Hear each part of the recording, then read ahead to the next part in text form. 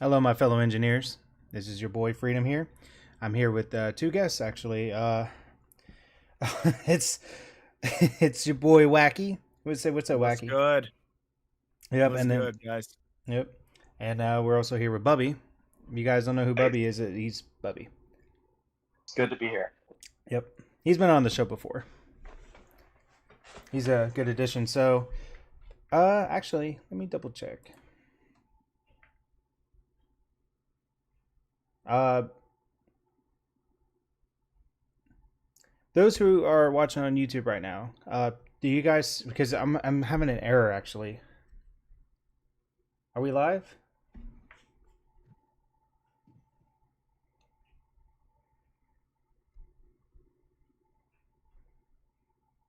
Says I think we are because everybody's You're not dropping frames or anything? no. It just says an error has occurred. Huh? That's weird. It just popped up. Weird. Yeah, it is. It is weird. It says please We try still again later. seem to be live. Oh I well, can refresh. everyone's saying we're good and we sound good. So I mean, everyone says that. okay, it's just probably on my end then. Alrighty. Yeah, so we have a lot to uncover. So you guys notice when Wacky's here, you know it's something. it's it's going to be a good one because it's going to involve a particular interview that actually happened. What 2021? Yeah. Well, we're gonna be. It's the first thing we're gonna be looking at is remember when my first time on GSE, where I told you guys all about a little something that was related to the Sea Destiny movie sequel, which is now officially named Gundam Seed Freedom as of today. It's a good name. Yeah, shows how much they're gonna be jerking off Hira, but I digress. The one thing I brought up in my first time on GSE was how Fukuda had a idea pop up in his head that potentially involved there being 20 clones of Kira Yamato, and that interview, I had no idea that Zeonic Scanlations posted a detailed look at the whole interview on his website. That was like the main thing I saw him tweet about at the time. But it turns out he posted a full-on summary and translated like details of it on Zeonic Scanlations itself. You still got the link for it? I have to look back. Forgot to post Here, the link. I'll save you the trouble. I sent you the link again. Oh, thank you. Yeah, because man, like the thing is like it wasn't just like a rumor or somebody like, said, "Hey, there's allegedly this and that." No, he said it himself. Oh yeah, absolutely. Yeah, he said it himself. He sat there and said like there's going to be like 20 Kira clones. That's what it yeah, that was something that he was like definitely talking about like during the interview, and it's documented. And he even goes into detail about it, and it oh my god, the details surrounding about where that idea even came from, when we get up to that, you're gonna laugh. You're gonna freaking laugh because it's actually like embarrassing. Well, let's see how far this interview we could get through because I got some Bailey Irish cream in my coffee. How far we can get into how far we can get into it without resorting to drinking. I'm already ahead. I'm kidding. All right, guys.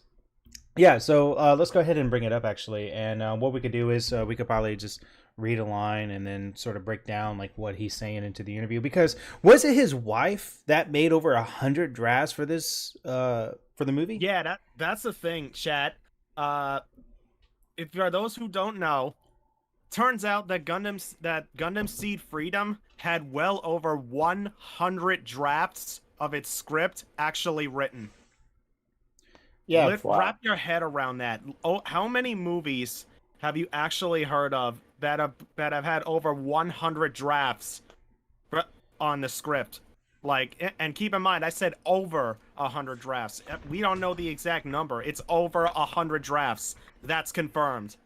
Yeah. How many movies have you heard have gone through that much hell with the script? Like that. That's. I don't even think the freaking Star Wars prequels or even the sequels were that bad with that many drafts. No. That's that shoots out a lot of things because I remember you were asking me this question a while back, like, hey, what's the average? You know, is this normal? I'm like, no, that ain't normal. That just Yeah, tells me. Oh, go ahead. yeah, that's what I was like. Wait a minute, Freedom has has like his own studio for this kind of stuff. He's in like the industry, so like, you know what? I'm gonna ask him: is this amount? How many drafts for a movie is like normal on average? But and you said usually between like 5 and 20, on average, depending on the movie itself. But then when I told you this movie had over 100, you like, what the hell? Yeah, I should have brick. If I got to be honest with you, I did because of the thing about drafts is that look, you're always going to have a couple of those because the point of your first draft is to pretty much like just to have a story, right? Right. Just something to get through, and then whenever you know like you read like if you were somebody like sitting there watching a movie, oh, you know, this is very predictable. It's usually because they went through the first draft, and then your second draft you sort of take all those predictions out and then you put something like a little bit more unpredictable. In this case, I mean, this man, for it to be over 100 drafts, it either has a either there was a lot of studio interference, there was a lot of disagreements with the writers, with Sunrise as well. There's a lot of reasons why I could think of a lot why there's over 100 drafts. It just wow. Yeah, it's Exactly. and I believe it took decades for this movie to be made, right? Yeah, like it's going on. I think it's like 15 years now of what Red Fox Reviewer in the chat said. It was 2008. I think it was announced. I don't know. I think it was 2008. It was either 2006 or 2008. But the point being is that this movie has been in development hell for over 15 years now. Oh man, that just tells me that there was not a either they had no idea what was the direction of this movie was going to be, or Sunrise just kept saying no. Like they probably wanted it done, but they just wasn't satisfied of what the outcome of the movie was going to be. Another Exactly. thing with these big companies, I think, is that with Bandai and all these companies, kind of like Power Rangers and these types of movies, is that they have to divide their attention into making the entertainment about the mobile suits itself, kind of trying to sell the toys, and Right. then Yeah, balance that with the story, and it just kind of gets jumbled in a mess of kind of getting that a lukewarm story. If you've ever watched like a big example would be like the company meddling with Power Rangers Turbo. That movie Yeah. was just really terrible. Kind of. Right. Well, that was like the first Gundam series, you know, because you know the G3 was supposed to be the original, you know, Gundam for supposed to be like the headline of the story, but they were like, now we want it colorful. We want it to be very Exactly. colorful, yeah, because you know color sells toys, and it does. I Yeah. mean, they're not wrong with that. Like, Seed model kits to this day sell like hotcakes. Mm.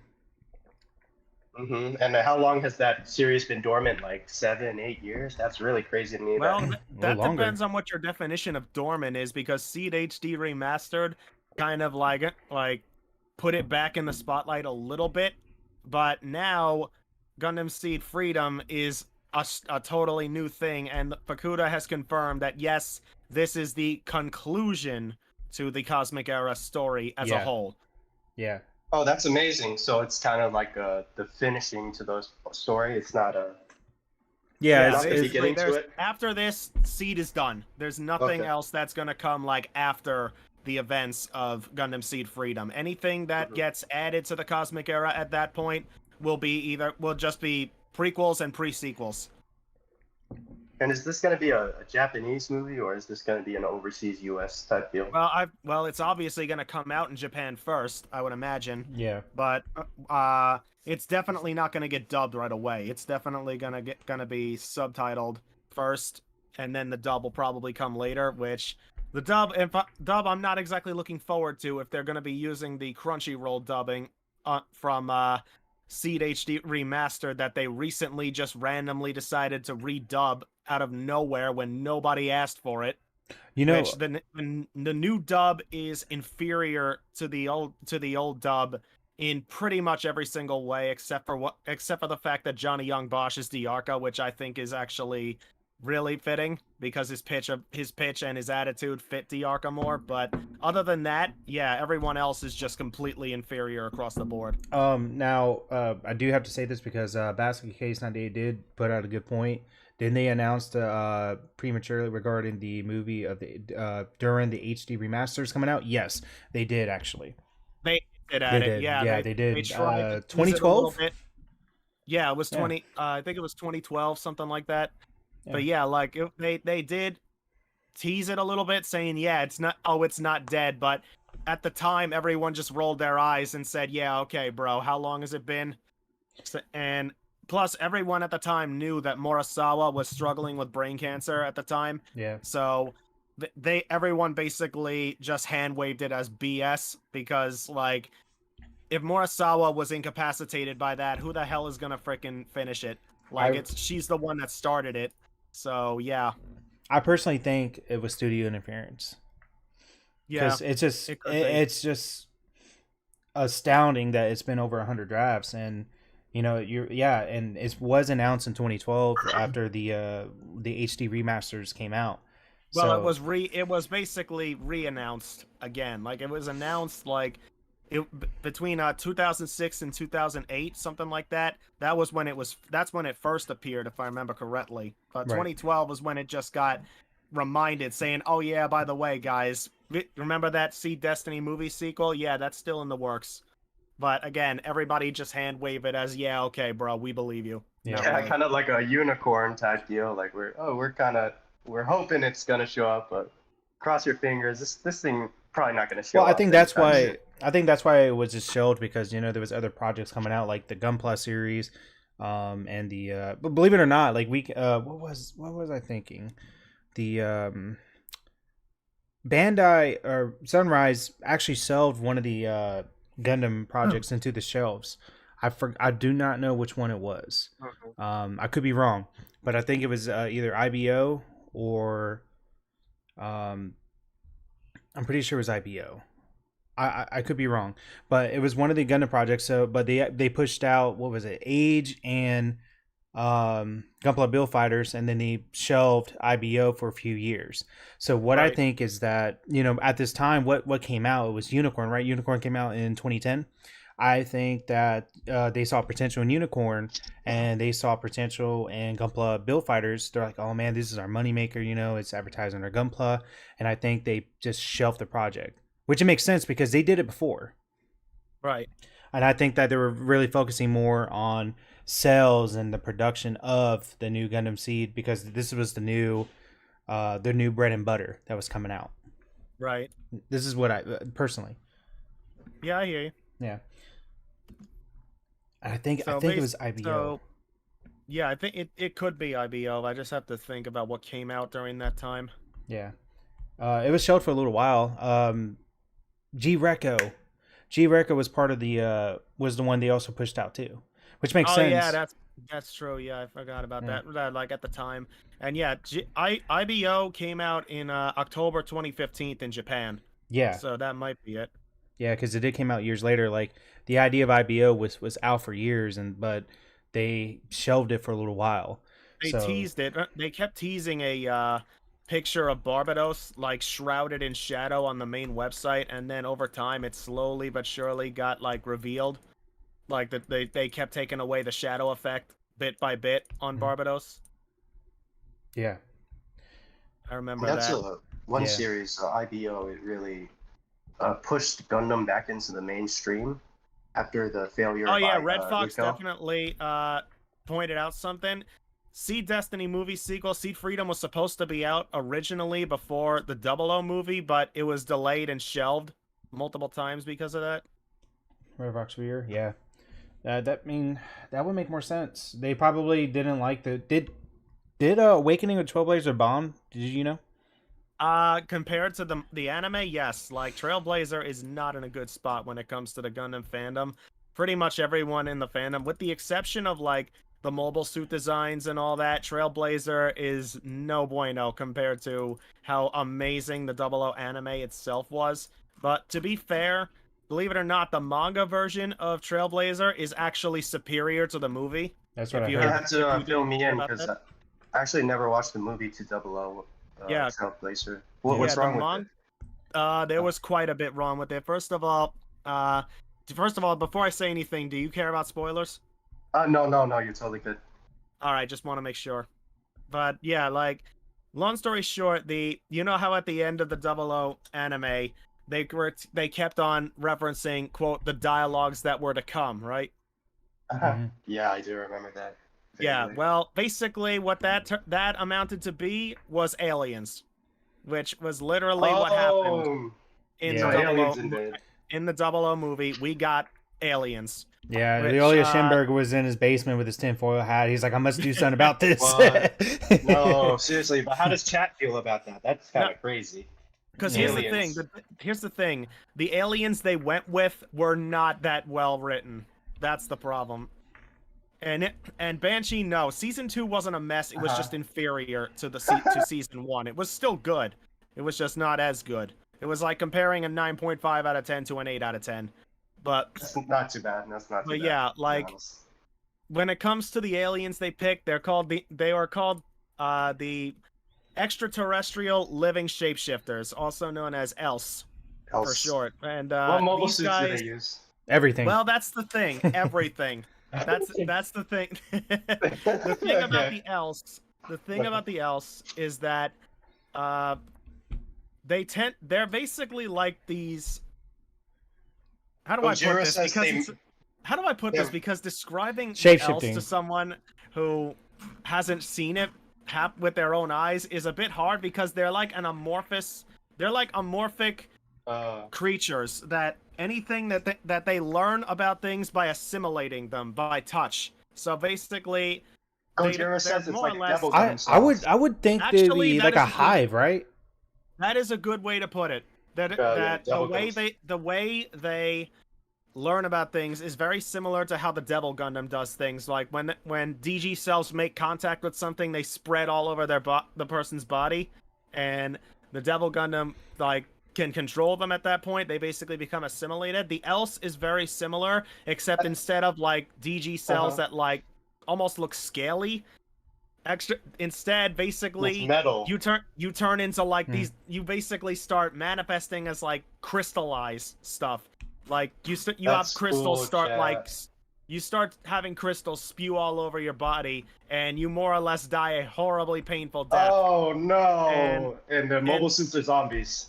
No. Well, that's Okay. that's a strong word, honestly, because here's Strong the word. thing about the else is that when they assimilate something, they learn about it. They learn more and more about it. But the problem is that when it comes to assimilating humans, they basically, it was implied that they had no idea they were actually killing us with it. by Oh, doing so they're not really understanding that what they're doing is harming us. That's pretty cool, honestly. Well, yeah, it sounds like a cool concept, but it was executed very poorly. There are so many holes.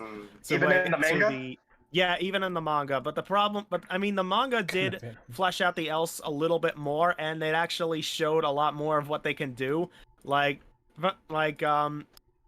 But the problem with the else is that it was the way that they tried to write them is through symbolism, which was very poorly conveyed, and so many things but that was like one of many things that happened with the else. Eventually, when humanity started fighting back against the else, the else started realizing that they were being threatened, and that they were actually getting shot at, and their kind were actually dying.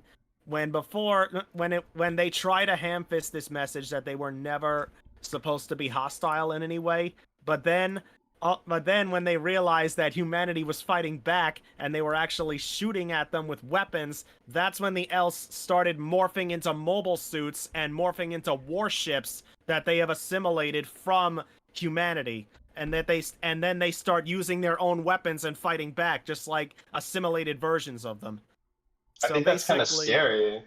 It is scary. It's just I wish the else were better written around that. Well, they also attacked either people who were innovators or about to become innovators, because they were kind of like antennas, If that Yeah, makes because sense. that's the thing. The elves communicate through quantum brainwaves, almost like a hive mind in a way.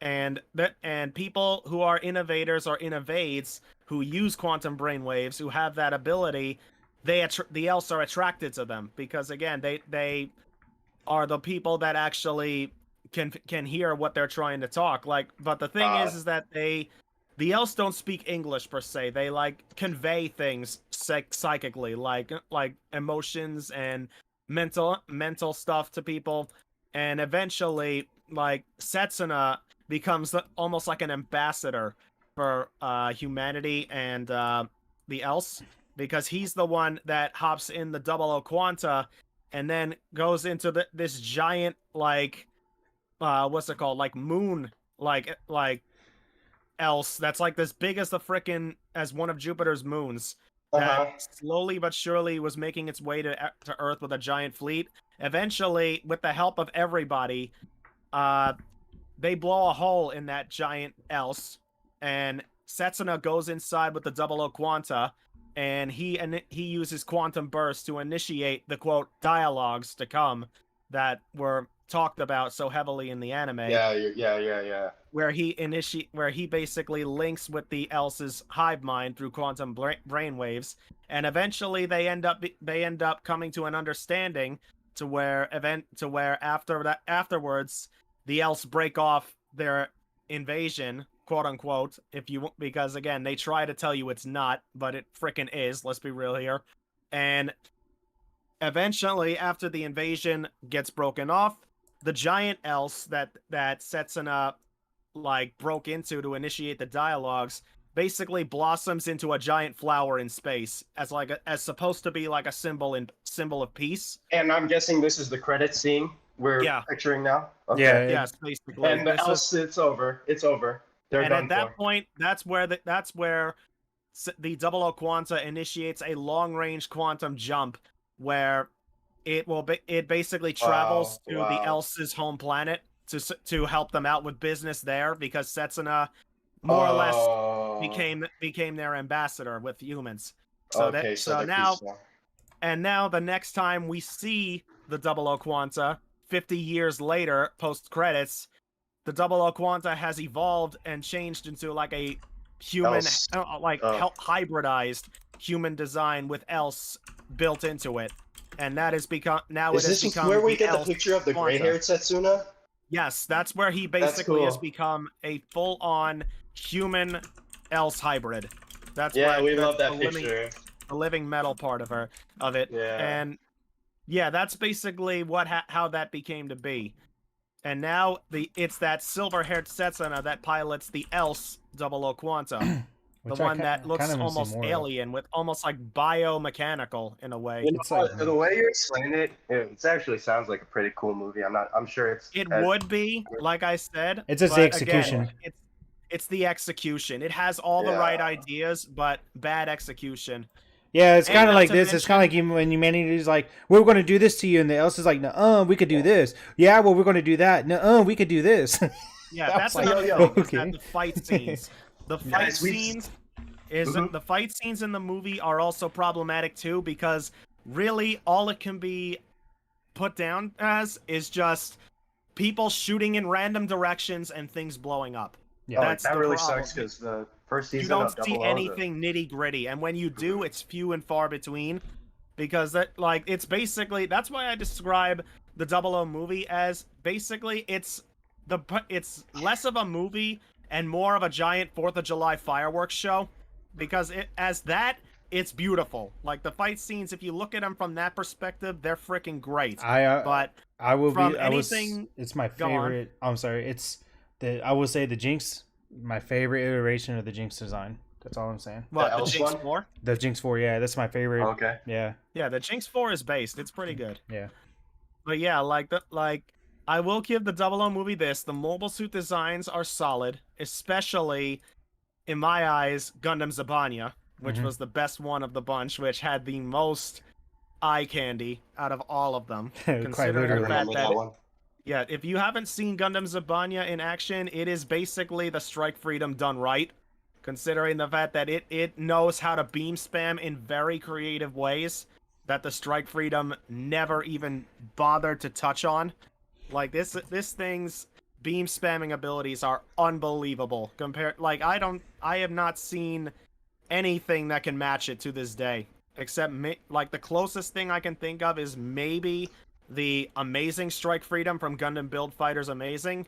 But like other than that, yeah, Sabanya is just one of the multiple better Strike Freedoms out there. Yeah, he does aim for limbs.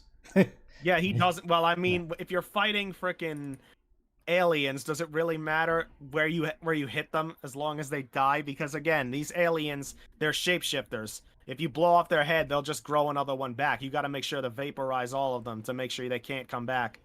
I like how I put out this pool. I don't know if you guys noticed. And these guys are like almost 50-50. They're 55 and 45. Oh, wow. That's a lot closer than I thought it would be. Yeah. Interesting. Yeah, when I voted, it was 50-50. Yeah. Yeah. I'm actually quite surprised. Well, I mean, if you want the truth, I'm excited to see how this dumpster fire ends. That's what I'm freaking. That's what I'm excited about with Seed Freedom, personally. Yeah, definitely. Because it's gonna be a drawn, right? It's gonna be a drawn anime. Okay. Well, so with that said, you want to take a look at Zeonic scanlations first? Oh yeah, let's do that. And then I kind of want to do a trailer breakdown because I was talking to Wacky earlier. Oh yeah, totally. I was like, hey man, I kind of noticed some things in the trailer, I say teaser. It's well? I'll show it on the podcast. It'll show up if you. And Michael in chat, patience. I'll wait till after Seed Freedom comes along, and then once I confirm the Strike Freedom is not gonna be there, then that's when I can start putting that into video form. He was talking. He asked me I should show my Strike Freedom rant, and I said no. Patience. I remember when I was like on YouTube like years ago, and for some reason your video was like recommended to me about Destiny, and I got to say, I was like, damn. Yeah, well, like I said, I have to redo that rant one more time because again, that my perspective on the Destiny has completely changed. Like the Strike Freedom is what got me to no longer hate the Destiny anymore, and people are still baffled about that. Like they're like, what did you find, bro? Like they want to know, and I was like, patience. I'll tell you everything when the time comes, unless you're that desperate, and I can tell it to you privately. Yep. Okay. Man to man. I got it pulled up right here. A detailed look into the Scene movie interview, which was published July 29th of 2001. So almost 2 years ago. Yep. So let's see. Okay. So he glossed over the interview of Fukuda about Gundam Ace, decided to write up a summary, brings up interesting points. All right, so Fukuda says, while it was true the project was stopped for a while, so it was shelved. So yeah, it confirmed shelved, yes. Yeah, so all was not lost as Sunrise producers were working on it behind the scenes. It was supposed to be announced in 2012 and the HD remaster was coming out. Mind you guys, I have not read this. This is the first time I'm looking at it. The scenario wasn't finished at that point, so they elected to wait before making the announcements. So basically, from what I got out of that was, okay, in terms of like, company, business, movies, whatever, they were like, hey, so we want to focus on other projects. We want to pause your guys' projects, put it to the side, and we'll see what happens. Just keep checking in on us.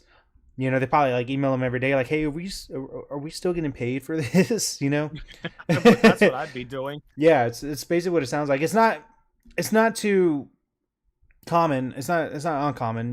Like, believe it or not, there's actually movies that were filmed, completed, edited, and everything, and Hollywood would literally look at it and say, "Nah, lock it up in the archives." Right. Yeah. So it's not uncommon. The scenario is almost, in quotes, almost finished, but then again, it's 2 years ago, so they probably finished. Yeah, they probably finished it. Yeah. What he means by almost is the writer and the director have finished writing the scenario, but there's still some details that has to be hashed out before various parties are involved. I wonder who the parties are. Making sure it complies with the times and checking of the expressions.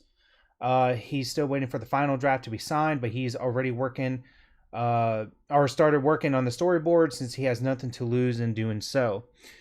says that enough he's already been done with Destiny, so it'll be a continuation of that. He'll leave the expansion to the point and time of the other spin-offs. Okay. What other spin-offs? The Eclipse? I'm gonna say possibly Eclipse, but the thing about Eclipse is that Fukuda has absolutely nothing to do with Seed Eclipse whatsoever, which explains why it's actually not that bad. But yeah, that could be something that he was hinted at the time, unless of part of me thinks it's Cross Angie, but I know that's not true. But yeah. Okay. I almost forgot about that. Or it could also be Stargazer. That's another thing that Gojira pointed out. Because, when did Stargazer come out? Stargazer came out in 2006. Then it can't be Stargazer. Because yeah, that could be. It depends on what time frame he was talking about with that. But yeah, that's maybe, unless of course it's talking about build fighters with the whole build strike being the titular Gundam of that. That's what I'm saying, because this was like the time where like the build series was, they're like pumping them out like candy. So he says that he rewrote the scenario that his wife has created. There were more drafts than he knew about. Oh wow, okay. So he has to sit through them, find out what she had in mind. He had to figure out what he could and couldn't use. He says he talked at length of his wife before she died, so he understood quite well why she was unable to finish it. He kept writing, stopping, analyzing, rewriting. So she had what type of cancer? Brain cancer? Yeah, from what I understand, it was brain cancer. So, I mean, I'm not a doctor or anything, but would that affect her way of thinking? I would absolutely think so, especially the medication she was probably on to like try and manage it at the time. Yeah, I would definitely say that would probably cause impaired judgment, to say the least. That could explain why there's so many drafts. Maybe she kept going through them, was unhappy with it. She's like, oh, this doesn't make sense if I do it this way. That could explain it.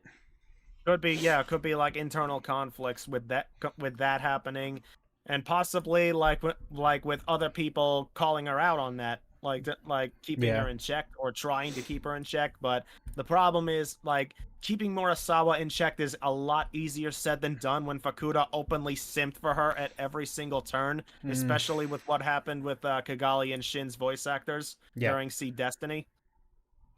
Yeah. But still, I mean, like, the director, I mean, Fukuda was the one who directed it, and also created it, right? Him and his wife? Well, he was, his wife and his were the Bonnie and Clyde, per se, of Gundam, where his wife was the writer, he was the director. Okay. All right, so let's see. Part of the issue, instead of creating a story, he was replacing what the characters were thinking with the scenario. Even if the scenario was written first, the characters wouldn't be acting according to the what? Okay, so if he forced them into those roles, they wouldn't be the characters that everyone knows. Anyone can write a story, but it's the characters that wave the story, so their actions aren't well thought out. The drama won't be interesting. Okay. What are you talking about, Fukuda? That's my question. I'm trying to make sense of what he's saying here. Part of the issue is instead of creating a story, it could be like a translation error as well, though. Well, I mean, Zeonic Scanlations is usually pretty good with this. It's just that I think this sounds almost like he was confused a little bit as to what he meant by that. I mean, then again, his favorite character was Flay, so. I mean, so come on, people keep crapping on Flay way too unjustifiably. I just feel like she was a waste of potential. Let's be real here. Yes, Flay was absolutely unlikable. Let's be real here. But at the same time, you gotta admit, she was a breath of fresh air for one reason. She was a character on the Archangel that actually had visible flaws in her character. Like, she was far from perfect. She actually did bad things, suffered consequences for them, and had regret for them. She actually kind of developed a little bit, like a lot more than, say, like Mirialia or or Sai or Kazi or even Tal, I would say. Well, Tal at least had his moment of fame before he got decapitated, but like, yeah, like Flay, she had she had stuff going for her. Was she likable? No, but was she interesting? Yeah, I would definitely say so. And well, she was definitely flawed, but she definitely didn't inherit Kira's plot armor. Oh, absolutely not. So, I mean, God. Rala Crusade definitely made sure of that. so what I sort of got from there is that that when you could anybody could create a story. This is what I'm thinking. What he was trying to say. Anybody could create a story, but nobody cannot create a character that that would be very interesting. You know what I mean? It's very hard to create a character to relate to like, whatever. Because if you have because you could have a great universe, but if you have boring characters, it's not going to work. Yeah, pretty much. That's what I think he's trying to say. That's why it's hard to tell because again, even it sounds like Zeonic Scanlations was a little confused by this as well, but that seems to be a relatively accurate means of what he's trying to convey here. Oh, and regarding one last thing on a small little tangent regarding the 00 movie again, you want to scare the shit out of chat? Here, show them this picture right here that I just DM'd you. Right now, just show them that picture on screen. And do you want to know what that is? That is from the manga version of the of 00 Awakening of the Trailblazer. That is an else assimilated army of 00 Risers. The else literally assimilated 00 Riser, just like in the movie, and they mass produced it, and now they have a freaking army of it in the damn manga version. They the sad part is here. Show that on screen, and the chat will probably be like, "That's horrifying," because every single person I've shown that to who's never seen the manga version, they're like, "That is nightmare fuel right there." Yeah, I'll show it on screen right now. Yeah, that I'm glad that they never figured out how to do Trans Am though. That's the only thing. Yeah, well, actually, it's hard to know if they did or not because I mean, the manga is in black and white. If it was in color, then yeah, then we would be able to tell a lot better. But when it comes to like black and white, it's hard to tell when someone initiates Trans Am unless it flat out says Trans Am in words on screen. But yeah, look at that. Yeah, I just closed it. That's freaking horrifying. But he sorted out but for this part right here, he says here that he sorted out the overlapping parts, read everything together as a whole, then picked out the parts he could use. So he kind of dissected it. Talked about how it would be interesting to have 20 Kira clones and have them fight against one. Okay, so did his wife thought of the idea, or did he think of the idea? It sounds like he thought of the idea. That would be my question, because but the fact that this idea was to create the whole freaking fake Kamen Rider thing, that just makes me laugh. Like, the idea was to create a fake Kamen Rider. Okay. Yeah, a fake Kamen Rider. If Kira, Athrun, and Shin were there, like what? That'd be a hell of a force to fight. I felt like that because, during the first season of the Gundam Seed, it talked about Kira being made in the lab, but it never went any further than that. So probably he wants to expand Kira off of that. was the first human to be created completely through an artificial womb. He was not born naturally whatsoever, because that's the thing. Like even with coordinators, they still need a vagina to be born out of, like a woman's vagina, obviously. But Kira didn't have the woman part. He was born out of an artificial robotic vagina.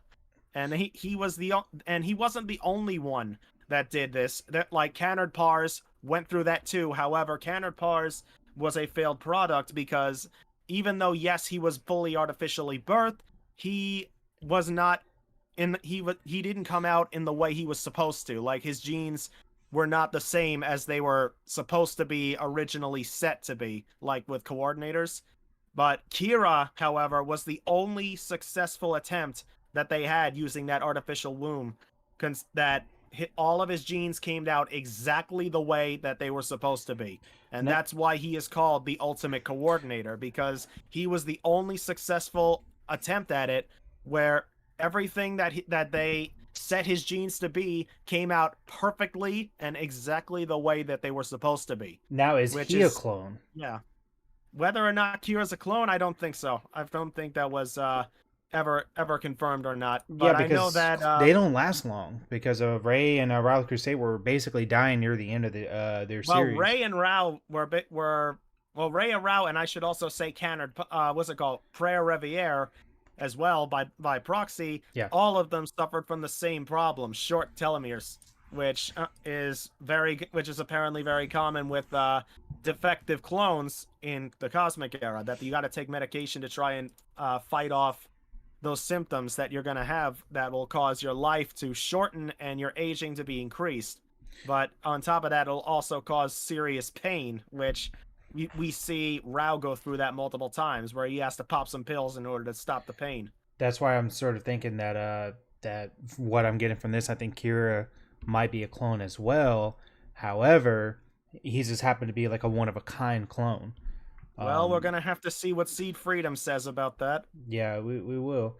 Let's see, Fate Kamen Rider. If Kira, Athrun, and Shin were there, there'd be one hell of a force to fight, yeah. But in the end, it would just be weird to have 20 fake Kira, so he wondered if Kira could be cloned like Ray. So that's when he started. So it sounds like he had second doubts. Sound like it was just an idea that was blowing in the wind, and then he kind of brushed it off. Yeah, that's why I'm saying that's... And I'm glad he did brush it off. Thank God for that. Because like that would have been almost comically goofy at that point. Like that almost feels like self-awareness. Like they're not even freaking caring anymore. But yeah. So this is the other part too, why there might be so many drafts as well. The writers are the ones that put everything together. Fukuda just picked out the parts that worked. So he probably just gave his wife's work to the writers and say, hey, make something from this. And, you know, he probably just dissected saying, I don't like this. Oh, I kind of like that, but let's do it this way. Maybe. Okay, so here's the thing. Am I the only one, and chat, you could feel free to agree with or disagree with me on this. Am I, the way that he just described that, picked out the parts that worked, like shuffling this around, taking this out, putting that in. Am I the only one getting Star Wars sequels flashbacks from that? Like dead ass, am I the only one who's getting flashbacks of like the development of Rise of Skywalker, where it was revealed that is exactly what they were doing with that movie? They were taking this scene out, putting this one in, taking that one out, putting this one back in, like to try and see what stuck. That is what I am getting flashbacks of right now from that description. When Daisy really came out, I think a year or so ago, she said that the studios had no direction whatsoever. That's what I'm still kind of feel like with this. I feel like they asked him to come out with a project, and he sort of went through storage and be like, man, I need to figure out what I have and somehow make this work. That's just, like I said, I think. So it says here, reuniting the staff from 20 years ago shows just how much time has changed. They're aiming to match the connection with Destiny, having something that never existed suddenly appear. So, okay. So listen what it just said. Reuniting the staff from 20 years ago, okay, that's great. You want the old staff because, you know, they worked on the project, they know what they're doing, and they know the formula. They're aiming to match the connection with Destiny, okay, that's what you want to do. But it says here, but they said having something that never existed suddenly appear would be strange. So, did you guys went through the drafts? That's what I was just about to ask. Yeah, so that's because it was there. You guys have the blueprints. I could be just overthinking it. I can't tell what he was referring to, but he mentioned, yeah, I can't tell either, but he mentions of kind of all the mobile suits, and there's something like 100. Damn. Yeah, Seed has a lot of mobile suits in it. Yeah, they do. When he said he wanted to make them all to be CG, the staff just recoiled in fear. And here's the funny part. He actually did it. The trailer confirms it. They did, yeah. I'm not going to lie to you. This confirms it. Watch them just hit like the replay on the CG though. You'll probably be saying the same scene like 50 times. If Fukuda is that incompetent to where he is reusing recycled animation with CG where he doesn't have to anymore. You could literally just full CG. I don't care if the CG is like Berserk 2017 levels of bad, okay? As long as you're not recycling the footage, then I'll freaking compromise with that at this point. But if he actually recycles stock footage while also using CG, like a lot of CG with the mobile suit designs, that is very telling with how incompetent Fukuda is and how he would have learned absolutely nothing from all those years. But I am hoping to God that doesn't happen. Yeah, me too. Let's see. Okay, so we quote in fear. Okay, so it reiterates that while he has no intentions of adapting this scenario to the present day, okay, he does plan on and adapting the mecha and battle directions to today's standards. Okay, so CG, because today's standards is really just CG, to be honest. Yeah, well, a lot of them like blend in a mix of CG with like normal animations. Like Unicorn does it, Narrative did it, Hathaway did it. Like, but the thing is that as long as you blend the two into where they don't feel unnatural, then it's fine. Like Unicorn's way of using CG, like mixed with actual animation, excuse me, I think is perfect. I think that's like the standard that should be for these types of movies and all that, because it's beautiful. It doesn't feel unnatural or anything like that whatsoever. Yeah, it's cheaper to do too. It does make things cheaper, but it has to be done right. Because otherwise, if you make it so blatantly obvious when something's CG, it's gonna look bad. This is gonna be a little off topic, but I kind of have to say this because go on. I watched this movie the other day called Sisu. Which is basically like it said, like from the people John Wick, I think producers, $6 million movie. It's low budget, 6 million, low budget, but it come out looking like a 50 to a $70 million movie. Beautiful, wow, beautiful. Yeah, not the acting wasn't too bad. Beautiful scenes. I see where the money. Yeah, it's not like Red Notice, where they paid Ryan Reynolds and The Rock like $100 million just to do the movie. But yeah, I just had to put that out there. So, usually just like you said, the point is like if done right, even though it's cheaper, if done right, it will come out amazing. That's the point.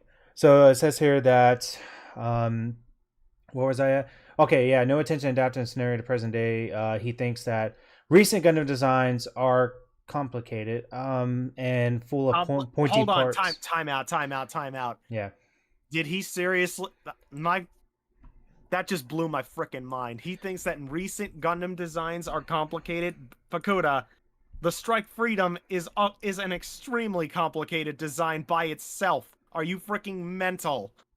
Really? Like, I cannot believe he said that with a straight face. But go on. It says here, and he doesn't think that it's Gundam at all. He thinks it's important to rethink the concept of Gundam. Look, I'll be real with you. At least he sounds like he has like a love for it. Allegedly. Allegedly, yeah. But hold on a minute. Let's hang on a sec. He said he thinks it's important to rethink the concept of Gundam. Well, the problem with that is you tried that already, and now because of that, Gundam, the word Gundam in the cosmic era basically has lost all meaning. It has an acronym. Gundam more or less has become a way to describe a mobile suit that's a little bit more advanced than the others that you give to an ace pilot. And there are so many Gundams in Seed that really can be classified as don't even need to be classified as it. And it's just an overabundance of them within just a short time frame. Can you give us some examples of kind of these throwaway Gundams? Like the Astrays. Yeah, like the Astrays, for example. You didn't even have to classify those as Gundams at all, and they would still be fine without that label.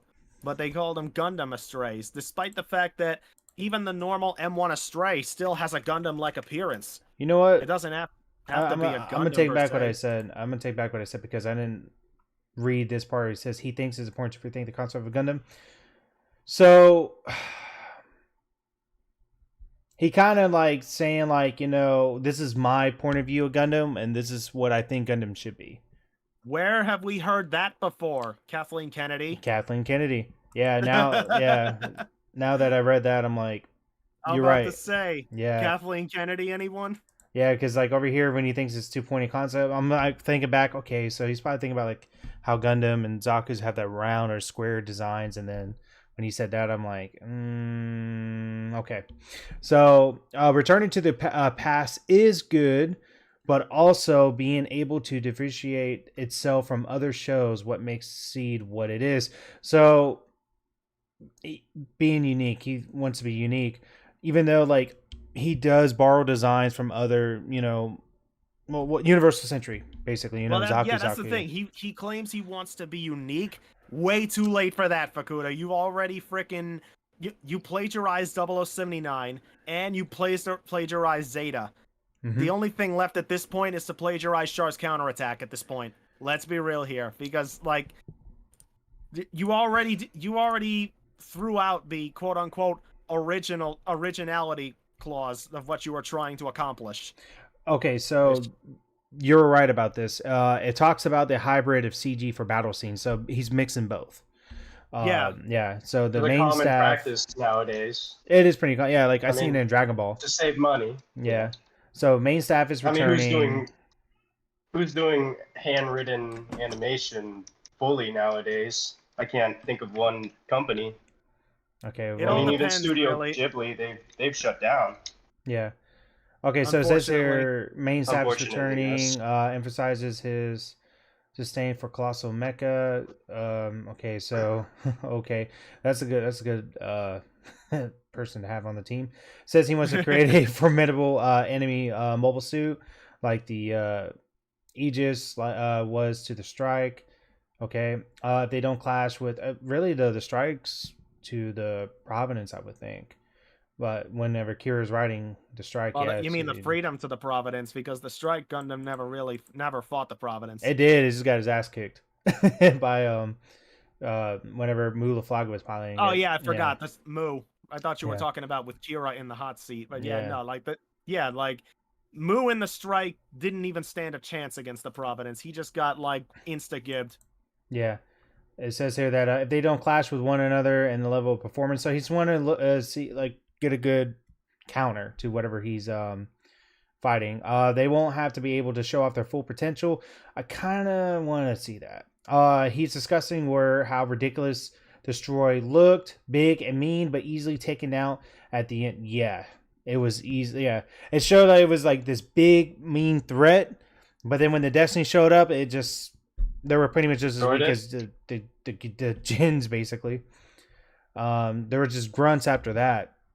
Talks about how he had difficulty and I can also I just want to point out how ridiculous the Destroyed look, big and mean, but trust me when I say that the aesthetics of the Destroy were the least of that thing's problems, because that thing's problems were primarily its tech lore. Like, how the hell can you explain? The fact that it can detach its hands and use them as funnels, how in God's name was that possible under Earth's gravity? With funnels, remote weapons that huge? They would drop like a lead brick. It's a fucking...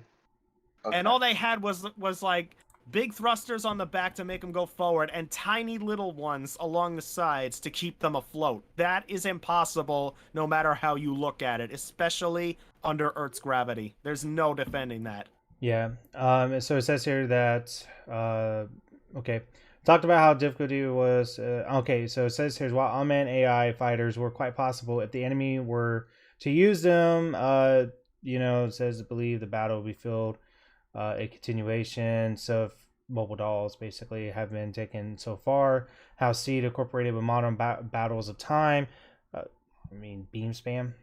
Says that you took the words out of my mouth. Yeah, taking down an opponent is important, but tactics and I feel like there's but the old series there wasn't really no tactics, just a lot of replays of scenes and stuff like that. Yeah, with Seed and Destiny, yeah. Yeah, and methodology and doing it has changed. Says it's not like that they could defend or attack by building and deploying more and more high performance units. But yeah, but you guys, even though you send out these more advanced and high performance units, you guys recycle the scenes, and it doesn't really make them look like. It just makes them look like ordinary grunts after that. You know, it doesn't really like whenever you watch Gundam X. Whenever you watch the end of the series, you know the what was it? Um, the Xeon group. Man, I just my mind. The revolutionary. Yeah, it's like a revolutionary army. That's what they was. They let out this new mobile suit that they were just way more advanced, and they really showed it. I never really got to see that off of Seed. Even when Seed Destiny come out, when all these new models came out, you know, with the recycle scenes, I didn't feel that. So there are materialistic attacks that came to pass, cyberspace, and modern warfare. Let's see. He thinks it'd be interesting on how they incorporate these things. So he's basically looking into like how the modern war is now. He wants to incorporate it into like how Seed. I get what he's saying. He wants to make fighting stick out more. Right. Yeah. So it goes back to emphasizing on how today's society is people who are offended by certain extreme expressions and discriminatory phrases. Companies are intimate by these voices, aka complaining. Base. it's a difficult balancing act. Wants to go where he shouldn't and go and try to get people to open up to other ideas. Yeah, doesn't want to. So he wants to. It's going to probably, from maybe what I'm getting out of it, there's probably going to be a little bit of controversy to it, but it's going to be open up to people's ideas to it. So I like that. I do like that idea. Yeah. It's up to interpretation. I like that. So when people called into question on how people had to wear helmets while riding on a bike, man, I had to wear a helmet every time I rode a Humvee in the army. Like you don't ride. For those who served, you guys know.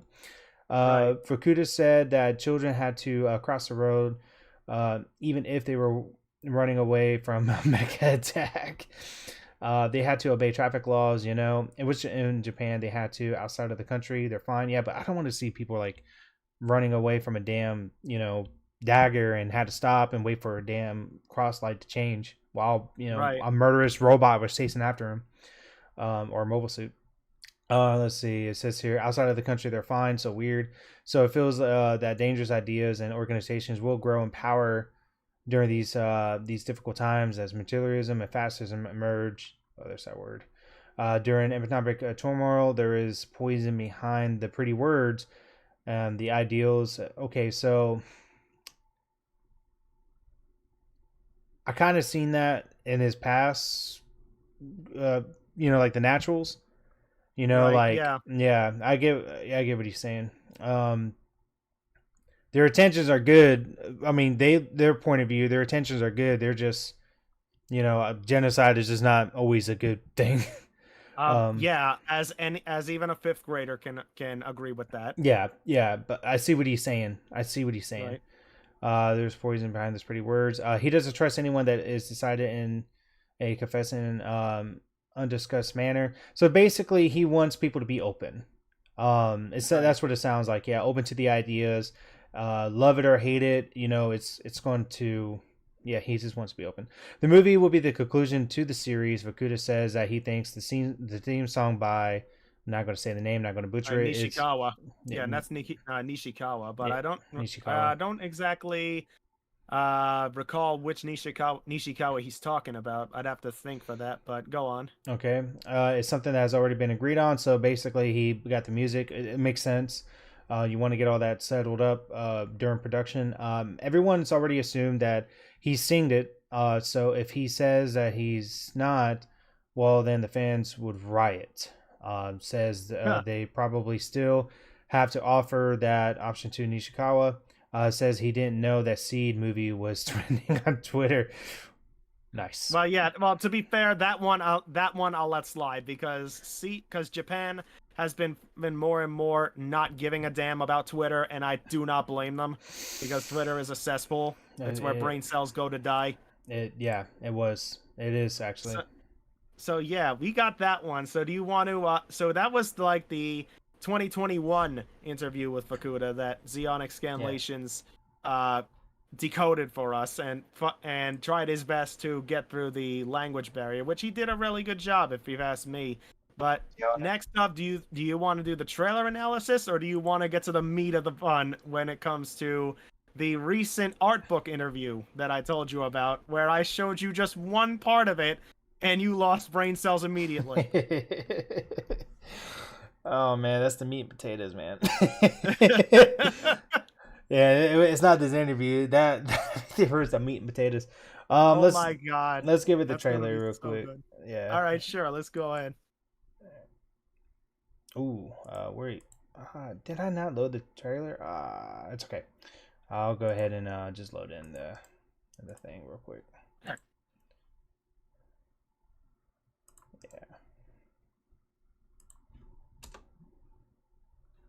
All right. Okay. Oh, my ears.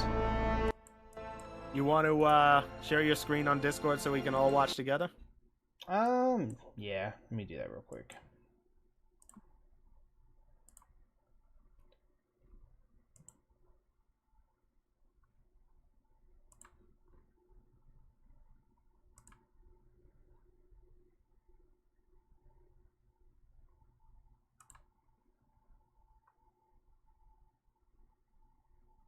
Okay, should be this one. I think that's it. Yep. Okay. Yep.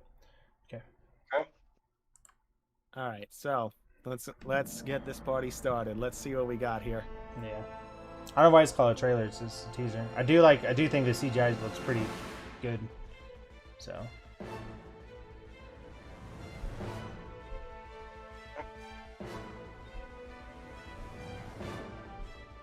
Okay.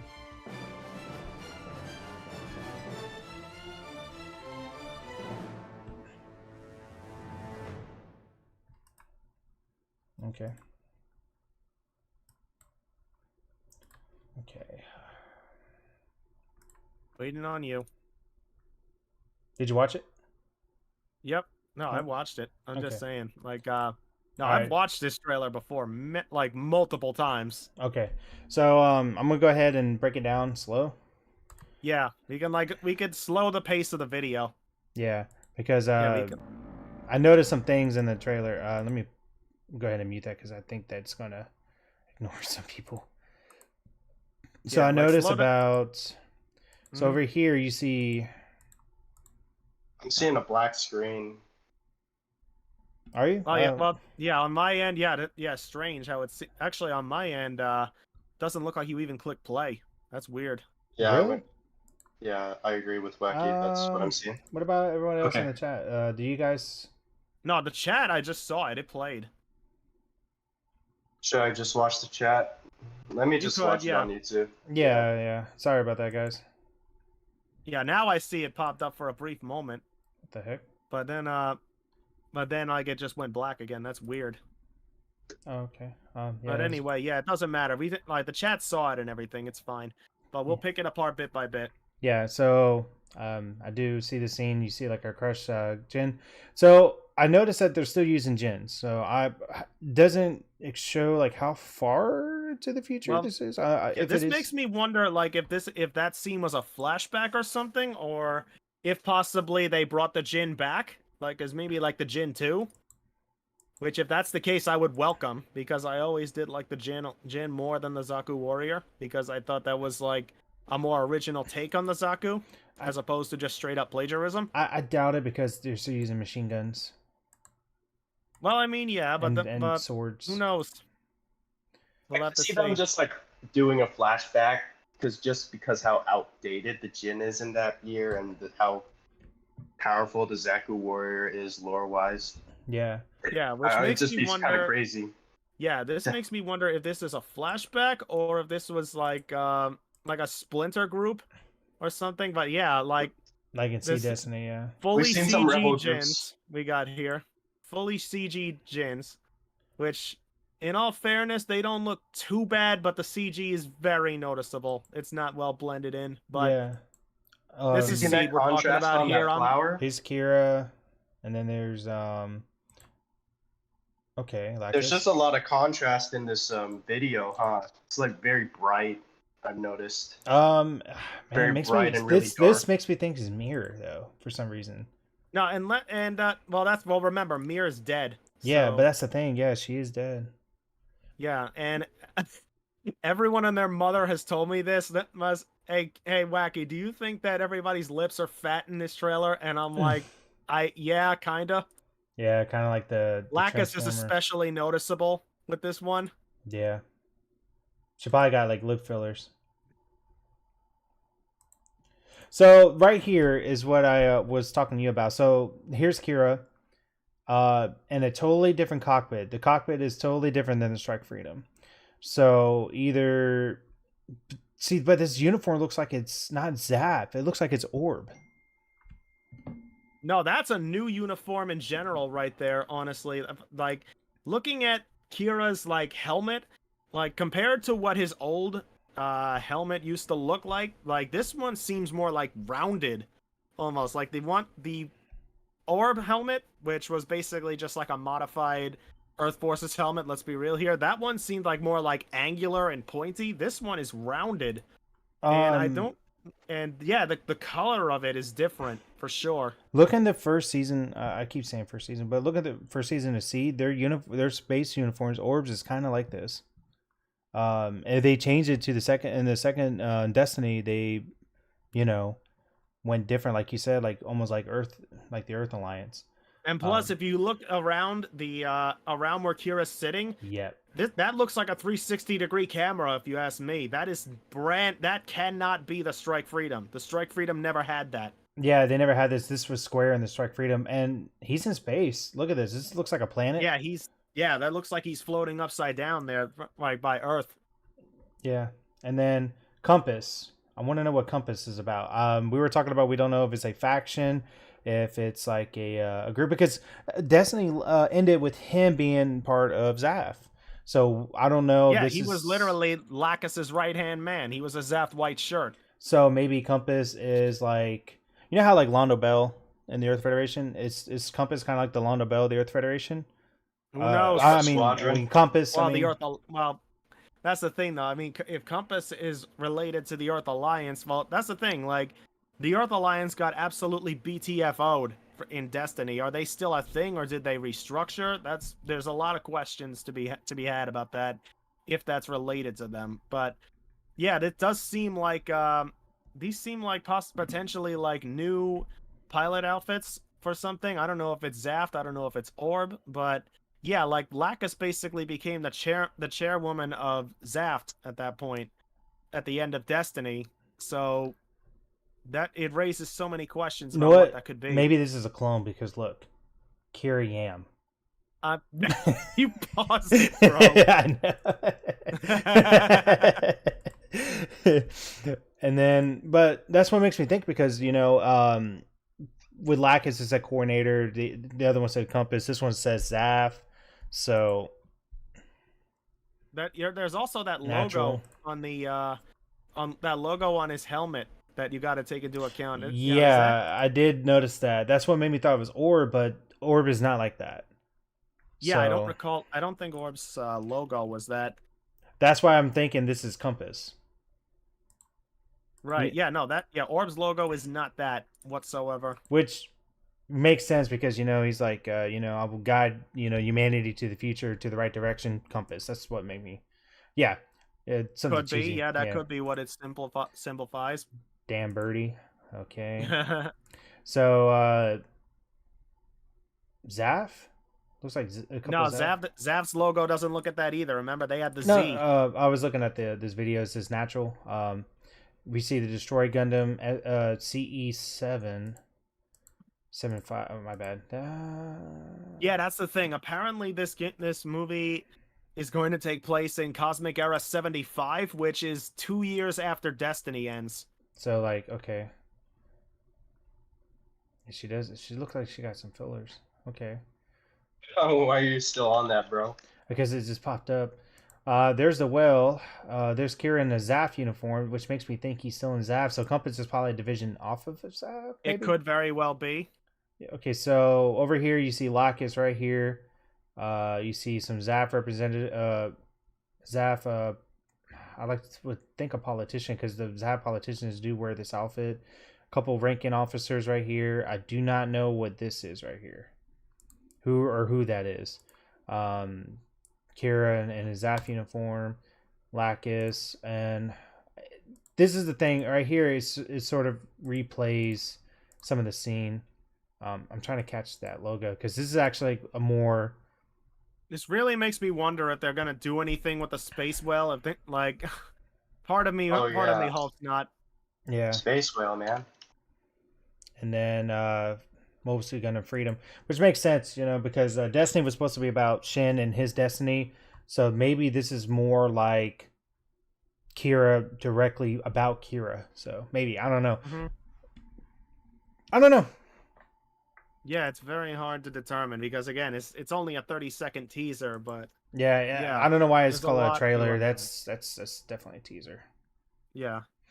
Yeah. So, man, there's a lot. It's not really. It doesn't really give us a lot to break down on. It just gives us that. Someone just said UNSC logo. It does look like the UNSC logo. Maybe Compass's new cockpit design, maybe, but it still doesn't explain about the new uniform and the because you know what? Give me a second. Give me 1 second. I'll show you right now. Okay, let's see.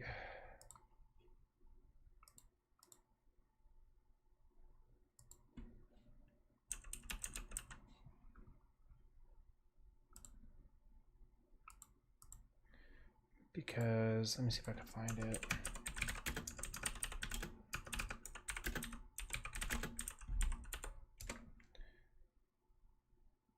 Right here. So if you look, let me scroll down. Right here. This is what makes me think it's like orb or orb related. So if you guys look at, I don't know if you guys can look at the stream, but Yeah, I can watch it on the stream. you see it? It's kind of delayed, so give it a second.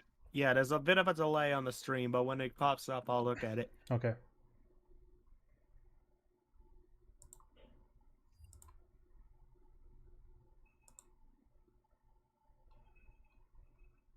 Actually, you guys looking at the stream on Discord, right? Well, the stream just went down on Discord on my end. Oh, because of the because of the video. Okay, we're seeing it on YouTube now, so no now worries. we see it on YouTube. Yeah.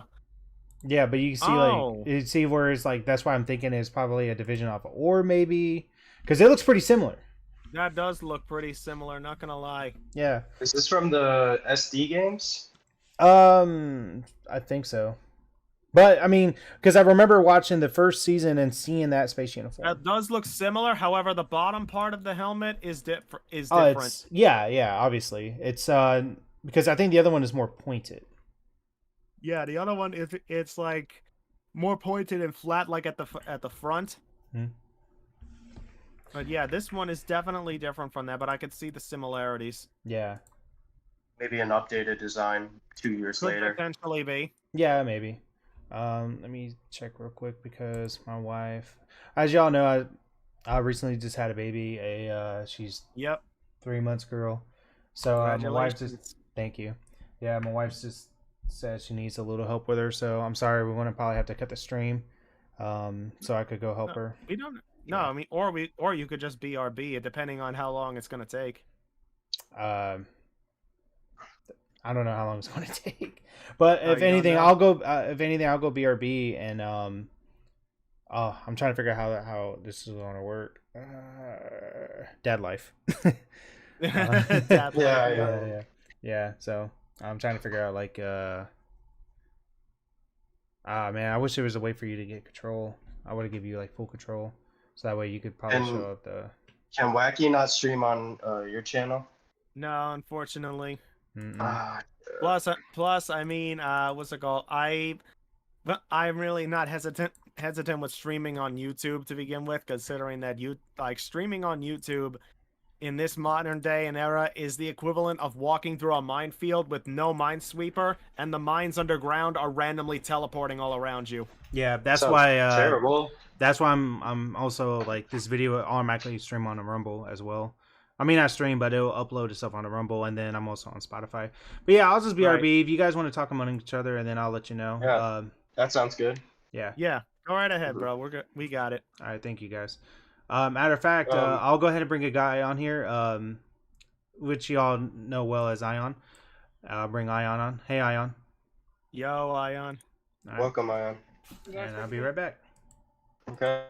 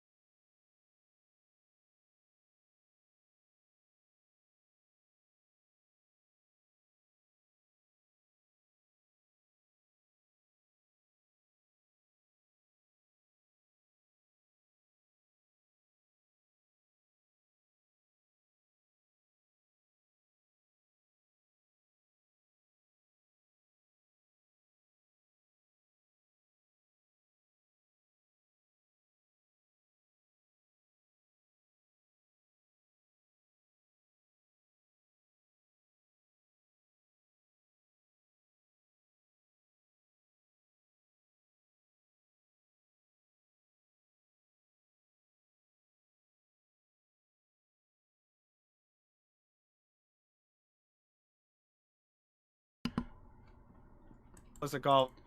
Yeah, Suletta and guys. Yo. Suletta. Oh, hey, what's good? Hey, I'm gonna let you guys go ahead and run the show. Yeah, she needs help. I'll be right. All right then. Yeah, No, I take your won't be time. back.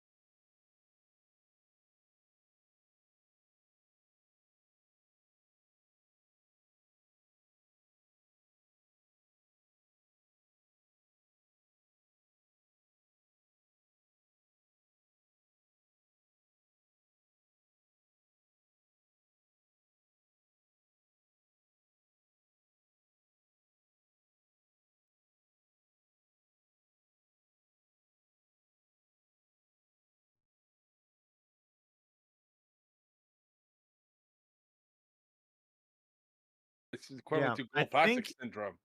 I think it was starting with the real grade Sazabi, where Sasabi, yeah, the Sasabi technically. Hang on, real grades.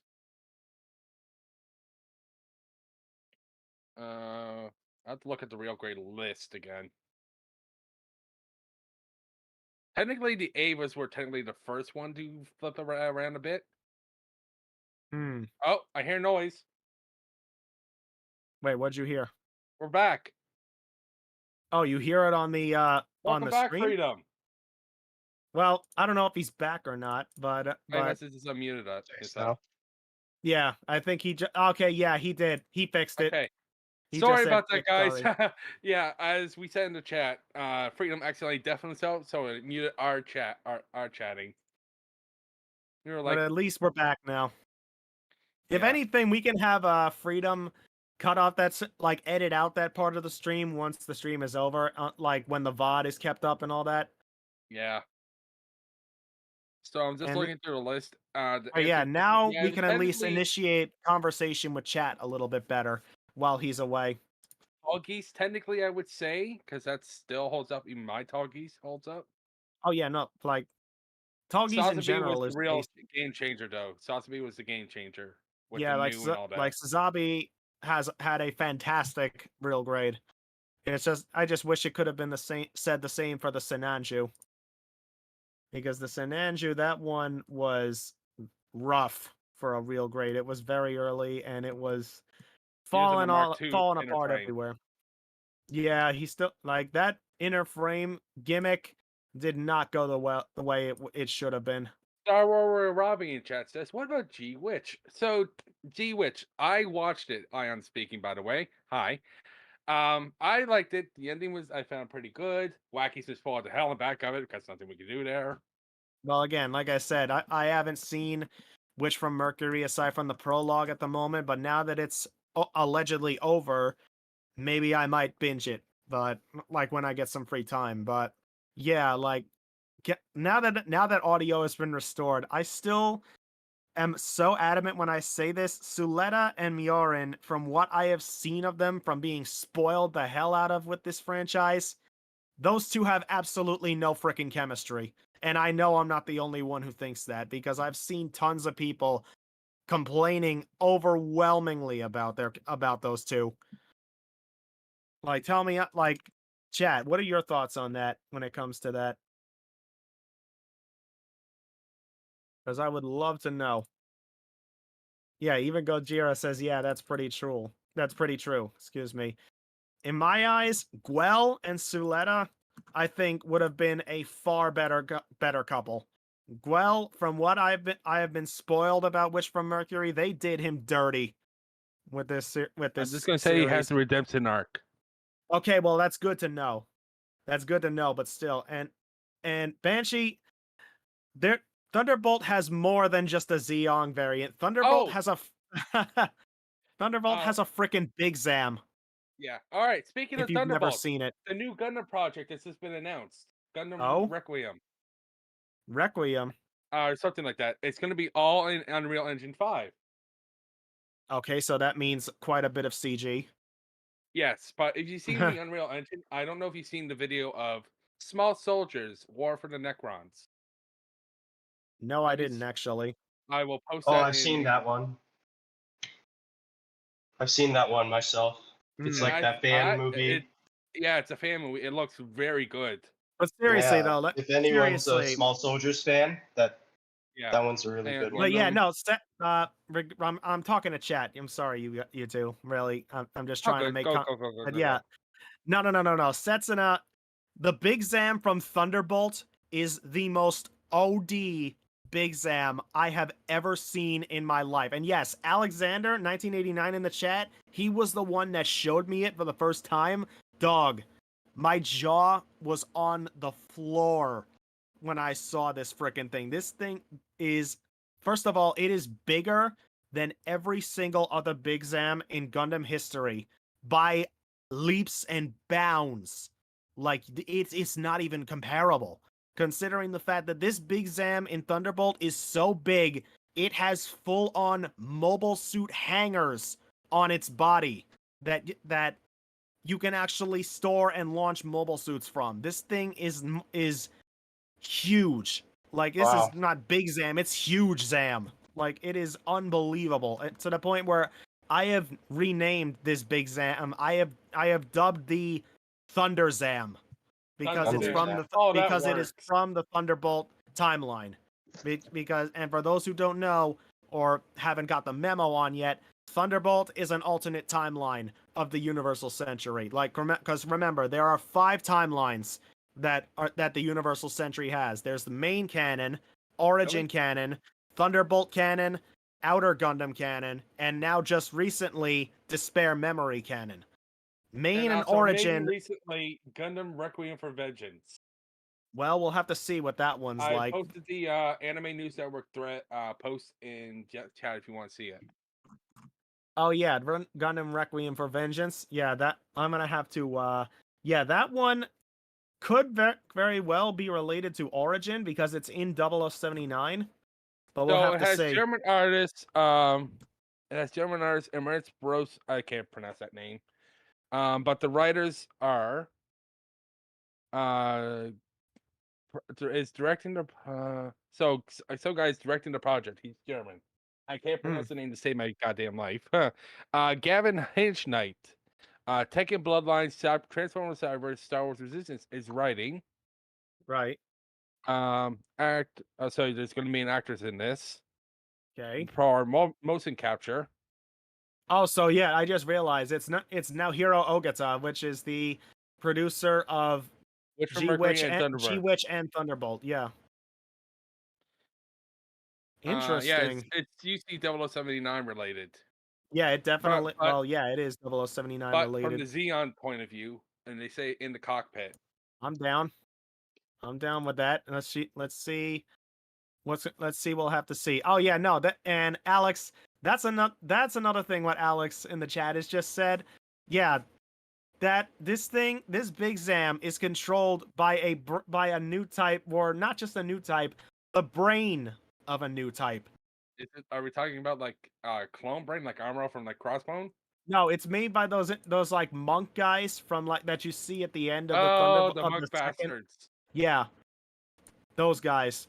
They have the brain of a new type controlling the big Zam in Thunderbolt, and this thing's what's it called? This thing's thrusters are so huge. That's the thing. This Thunder Zam has these 2 huge thrusters on its left and right sides, and these thrusters are so massive. I kid you not. It pushes a colony laser with them. It realigns the colony laser's aim that it's standing on at the time, and it basically started changing its line of fire by pushing on it with its own thrust alone. My jaw freaking hit the floor when I saw this panel. It was a double panel too. For like the manga of Thunderbolt, it was a double panel. And I was like, bro, this thing is OD. And if that wasn't OD enough, the entire Federation fleet open fired on this thing. We're talking dozens of battleships, like Magellan classes and all of that. All of them just started wailing on this thing, and the Thunder Zam's eye field completely negated all of it. Like, some people will say, oh, well, Wacky, didn't that happen in OG 0079? Like, a Salamis open fired on Big Zam and its eye field deflected that. That was one Salamis. Okay, that was one freaking Salamis, bro. And this is an entire fleet of ships wailing on Thunder Zam, and its eye field, which I've been told has potentially multiple layers of eye field, by the way. That it negated everything, completely negated everything, and it came out without a scratch. I was floored when I saw this. Hang on, like I actually might have a freaking picture of it still, because like this thing's there's gotta be one. There's gotta be one still around here that I still have. Because if I still have it, I'm gonna show it. I am definitely gonna frickin' show it if that's the case. Like, I would put that in the frickin' chat immediately. Yeah, the Thunderbolt timeline Banshee is absolutely OD. Like from what I understand, to my knowledge, we're still in 0081 in the current chapter of Thunderbolt, and yet we're already getting into like Zeta Gundam mobile suits and all that. I thought wait, 0089 was Zeta, right? No, I said no, it said 0081. 0087 was Zeta. 87 was Zeta, right? Okay, so when technically the Mark II will technically is an older suit by 87. Yeah, and no, but that's not the thing. It's also the fact that the what's it called? It's also the fact that like keep in mind that 0081 like seeing Zeta Gundam suits in the 0081 era, but not just that. The Mark II is there, but they mass produce the hell out of it. Like there's a like we see a full panel. I think it's almost a double panel where you see like a row of Gundam Mark IIs all ready to go. And I'm like, okay, yeah, this is not main canon or origin canon at all. This is 100% not only alternate UC, but why is this here in 0081? What the hell? Excuse me, guys. I'm gonna have to stop you guys there. But Freedom just messaged me right now that he has to end the stream because he has a lot of work to do right now. I'm supposed to let you know, Wacky. We're gonna have to say goodbye to all the engineers at the stream, and we're gonna have to cut it off right now.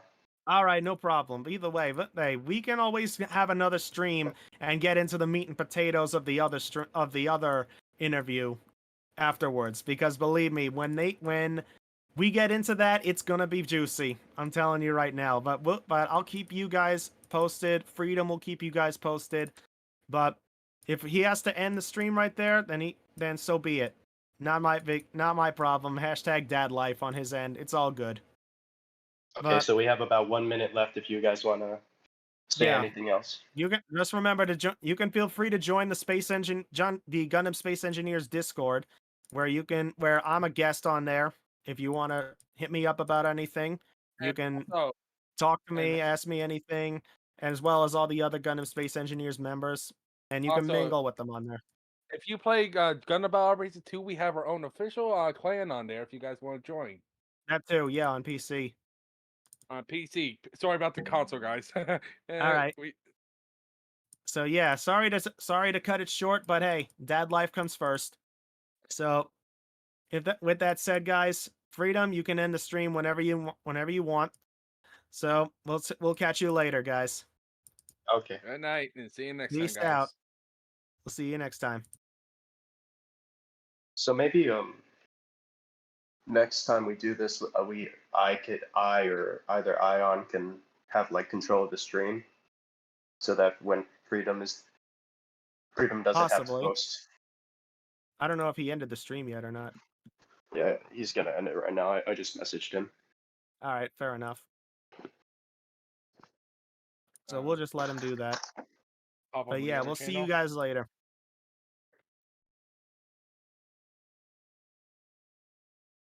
Yeah, the stream didn't end. Well, not yet, at least. Give it a bit.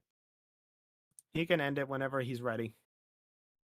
But at least we got through one of the interviews out of two. We'll get to the second one later. Another time. Before he ends it, I just want to talk to you guys. What do you guys think about Gundam Battle Operations release on PC? There's been a lot of mixed reactions lately about that game. No, well, that's the thing. The game itself is fantastic. Everyone else can agree on that. But the server, yeah, no, like freaking the net code right now is what needs work. But from what I've seen, it's getting better. It hates me. I'm only gonna say is it hates me because I'm a Wi-Fi user.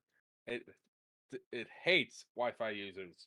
But I got no, if you're a Wi-Fi user, you're gonna frickin' Even if it's strong.